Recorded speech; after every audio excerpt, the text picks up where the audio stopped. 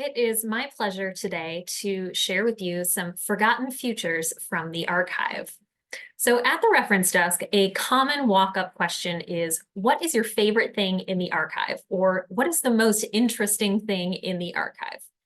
And few questions will make an archivist's brain freeze up faster, because what can I share in this 30-second window that will engage, impress, and satisfy before this person resumes their museum tour? Here at the History Center, we are stewards of thousands of archival collections, and I think I can speak for most of us on our team when I say my answers to this kind of question will change daily. Besides, what criteria do we use to decide something in the archive is interesting or worthy of being called our favorite? Is it because it is very old, or unique, or sad, or compelling, or exciting, or familiar? In that vein, it's my pleasure today to show examples of how I might answer the interesting question by shedding light on forgotten futures in the archive. I use the term forgotten futures to describe the numerous unrealized plans or predictions crafted by Pittsburghers past. In the material I show today, we will learn about stadiums, transit systems, research parks, and department stores that might have been ours along some alternate timeline. We may recognize elements of projects that have appeared in our own lifetimes, and we'll see other ideas that were better relegated to the realm of science fiction. Each example in my slides today would likely stand alone as its own future treasures talk. As we tour through these vignettes together, I hope that, like the passing Saturday museum visitor, you will walk away with a new historic anecdote to share with friends, and just maybe the inspiration to return to the archive to learn more. My examples today will draw primarily from the extensive records and photographs of the Allegheny Conference on Community Development. The Allegheny Conference records document major projects of the Pittsburgh Renaissance initiatives, including the Point State Park, Gateway Center, Mellon Square, and the demolition of the Lower Hill District. Unsurprisingly, the collection is among the most frequently utilized in our archive. But as we will see, futuristic plans can be found in countless collections, including materials produced by Westinghouse, the Pittsburgh Cultural Trust, and U.S. Steel. I start here with the futuristic vision for the Point crafted by Frank Lloyd Wright in 1947. The megastructure was to hold an opera house, convention center, sports arena, and aquarium, and the entire main structure was encircled by a spiraling auto ramp, as you can see here. A more familiar proposal for the Point circa 1960 is seen here.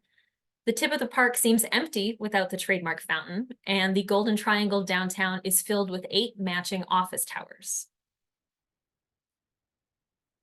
In another alternate future, the Point, as seen in this 1961 proposal by David A. Wallace, would be engulfed by a towering triangular spike called the Trillium.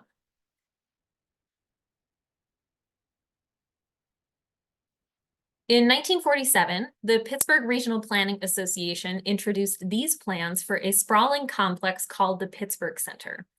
The proposal would displace the residents and businesses of the Lower Hill District to construct a 70-acre complex that included a sports arena, convention center, hotel, parking garages, helicopter landing field, apartment towers, community center, and nursery school. Looking at this model of the Pittsburgh Center, we get another look at the main circular complex that would house the arena and convention center. Hotel facilities were to be located in the long, skinny building to the north, our left of the convention center, while multiple apartment towers would be located nearby, including in the tall X-shaped structures seen here. The Pittsburgh Center plans were not realized, but the displacement of thousands of residents of the Lower Hill proceeded in the early 1950s. Hundreds of homes and businesses were demolished for the construction of the Crosstown Boulevard and the Civic Arena. From 1958 to 1963, businessman Eric Serco maintained an ambitious lobbying campaign locally to convince the city to adopt this Monongahela River straddling stadium. In a 1960 interview with Constructioneer magazine, Serco described the project as the chance to project ourselves into the future. Not satisfied with a standalone sports venue, this river project would include a soaring tower hotel, a marina, a bowling alley, and ample parking for a crowded downtown. Ultimately, the Stadium Study Committee chose to construct their stadium on land and approved plans for a facility on the North Shore. These concept drawings are recognizable as Three Rivers Stadium, but with a rough draft twist. Here from 1963, we see the familiar circular ballpark, but with a sloping low riverside wall. Also notable at the edge of the image is a large marina space providing access to the stadium. This second concept drawing centers the marina and eliminates the park wall entirely in the park area closest to the river, which evokes the sweeping views of downtown we experience today at PNC Park. In 1963, the Oakland Corporation, a joint venture of major educational and scientific organizations, including the University of Pittsburgh, Carnegie Institute of Technology, and Mellon Institute, formally announced plans for the Panther Hollow Research Center to be constructed in the ravine bounded by university campuses and Schenley Park. The 7-level facility was to be mostly below grade, filling nearly a mile of the ravine with university lab space, offices, restaurants, classrooms, and 3 theaters. As you can see in this cutaway view, both road and rail traffic would be diverted underneath the Panther Hollow project, while green spaces would be planted on the surface. The research center was repeatedly scaled back as developers encountered hurdles that included land acquisition and encroaching highway plans. By late 1965, the project was officially off the table.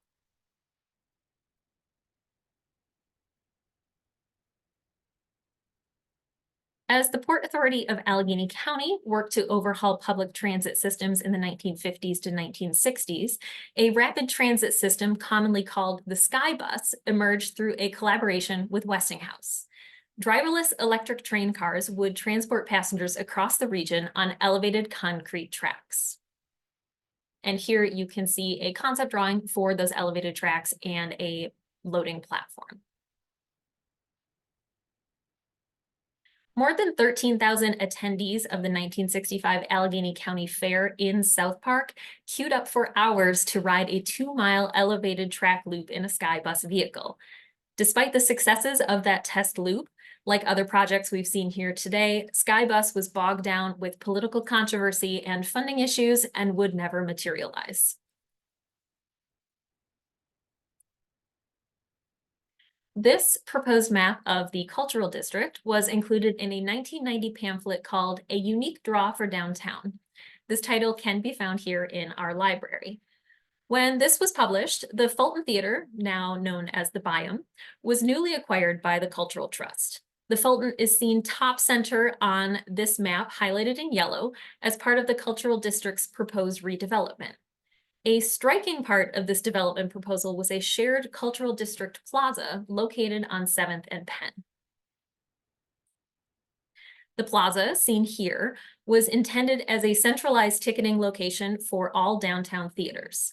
In the plaza, theatergoers would also find a new entrance to the Fulton and encounter mixed-use development for offices, outdoor performance spaces, shopping, and dining. A smaller footprint iteration of this intended cultural district plaza is recognizable today on the corner of 7th and Penn, the Agnes R. Katz Plaza, which opened in 1999. Up to this point, we've focused on revitalization projects. I'd like to turn now to a few examples of future forecasting based more in the creative arts. Exercises that look to the future through creative writing and design, and creative primarily for the sake of being creative rather than their implementation. The Kaufmann's department store published a monthly employee newsletter, The Storygram. At the reference desk, we frequently turn to the Storygram to hunt for updates on individual Kaufmann's departments or employees, retirements, promotions, birth announcements, and engagement parties. June issues of the Storygram were used annually to highlight the retailer's anniversary. And in 1921, Kaufmann's marked a significant milestone, its 50th year. Amid reflections on Kaufmann's history, the 50th anniversary Storygram includes a delightful short story by 22-year-old advertising writer Earl Land. In 1971, Land describes a business day in preparation for the Kaufman's centennial.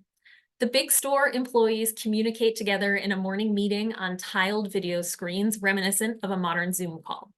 Clothing is delivered across Pittsburgh in a matter of minutes to customers via pneumatic tubes for convenient at-home try-ons, surpassing our prime shopping options.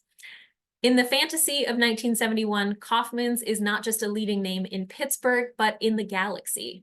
This story closes with a trip to a store on Venus to inspect newly arrived merchandise. The 20th Century Club was formed in 1894 as a vehicle for women's work, thought, and action. As part of their regular programming, club members met at their building in Oakland to hear lectures on a wide range of topics, including music, literature, history, travel, and the social sciences. Early member books list debate committee programs with spirited conversations, including topics like, does a college education fit a woman for home duties? And should women's dress be as uniform as men's? In December 1914, the debate committee diverged from this usual style of discussion and convened a special meeting of the 22nd Century Club.